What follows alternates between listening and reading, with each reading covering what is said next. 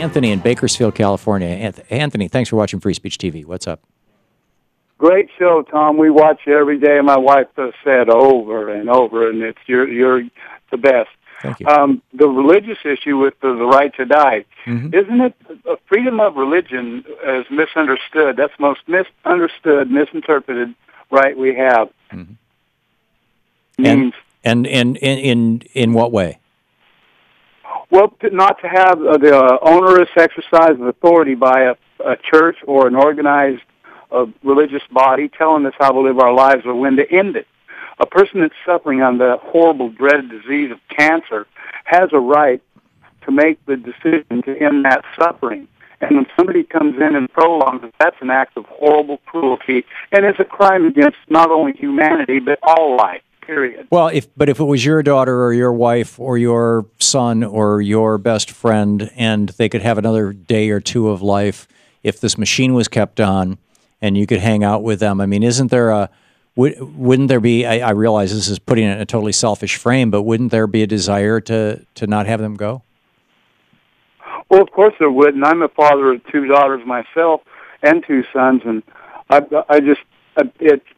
don't know how to describe the feeling when somebody close to me loses a child. I can't imagine the horrible pain that a parent suffers, and I completely understand that.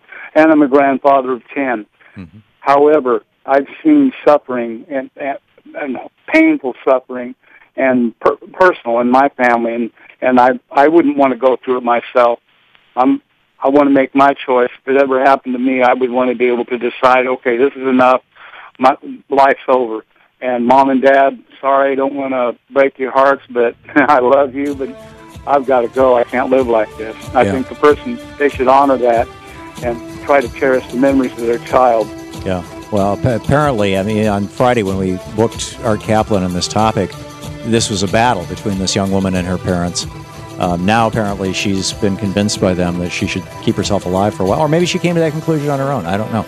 Anthony, thank you for the call. This is a really tough one. And Joe in New York City. Hey, Joe, what's on your mind? Oh, how you doing? Good. Yeah, I don't think that's suicide. I think preachers would probably say the same thing because you're not killing her; she's dying naturally. Right, but her father is of the opinion that this is suicide, and therefore she's going to go to hell because she's making the decision about the time that her life will end, and Art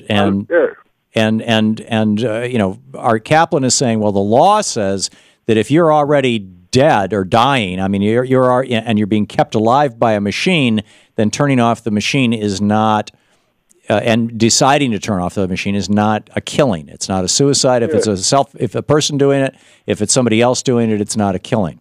And that because I knew a lady who, we were real close, and she was on a machine, and this was like 5-6 years ago, and she had a living will that to be on the machine, not to pull the thing. And what happened was when she was on it, she couldn't. They wouldn't take it off.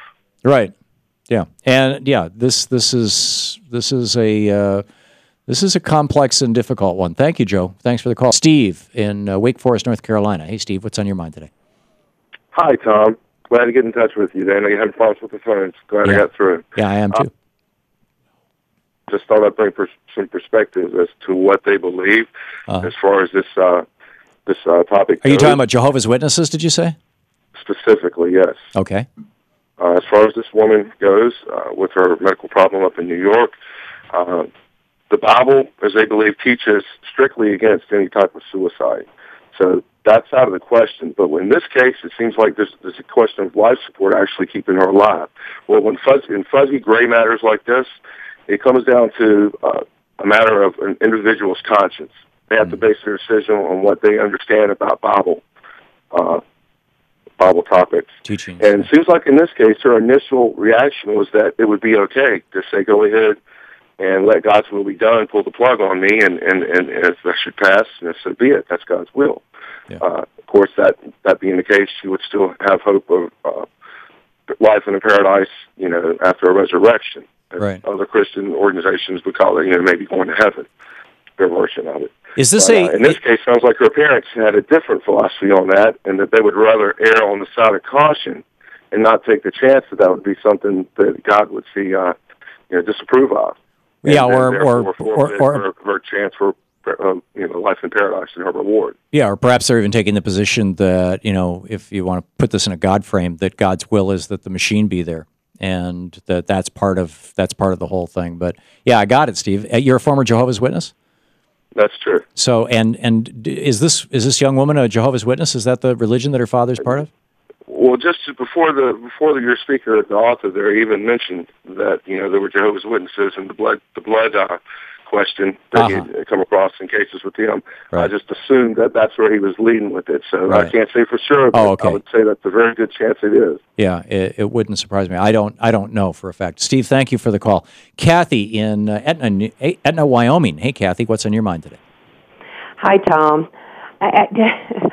I'm nervous. I'm of Methodist faith. My mother is of Baptist faith. My dying brother was a Catholic. Wow. My brother's wishes were to go as peacefully as possible when he was dying. They induced the morphine. My mother nor I wanted to intervene on what my brother's wishes were. And I don't consider it suicide, nor do I consider it murder that we allowed it. And I'm just at peace with it, and I know my mother is as well. And again, we're all of Christian faith, whoopee, but you should respect a dying person and not want them to be in pain and suffering. I mean, I just think that is so sick. Well, I can people want to do that for selfish reasons, in my opinion. Yeah, and I can tell you from personal experience, I know that there are a lot of people in the United States who are in hospice care, who are at end of life, who are within hours, maybe days, but certainly within hours of dying and in a lot of pain. And the people caring for them decide to just keep giving them morphine until they're no longer in pain, which equals when they stop breathing. Right. And there are more and more families confronting this because the hospice rules in most states, I believe, I don't know how it varies from state to state, have become more flexible, shall we say, and particularly as they should be. Yes, but I think it's also the person that's dying, that's going through the ills. Mm-hmm. That should be the person's. You should respect what their wishes are. Right, but how do you know? That's what my mother and I did for my brother. Right. What do you do if somebody has not left a living will, has never had that conversation with anybody, and they stroke out and they're locked in? They're conscious, but they can't move and they can't communicate. Yeah, you got a good point. And at that point, they're in pain, they're dying. What do you do? I just think it's more compassionate to help them leave this world for their next adventure. Yeah, I don't disagree, and I'll be on the record, for the record. That's what I would want done with and for me. Kathy, thank you very much for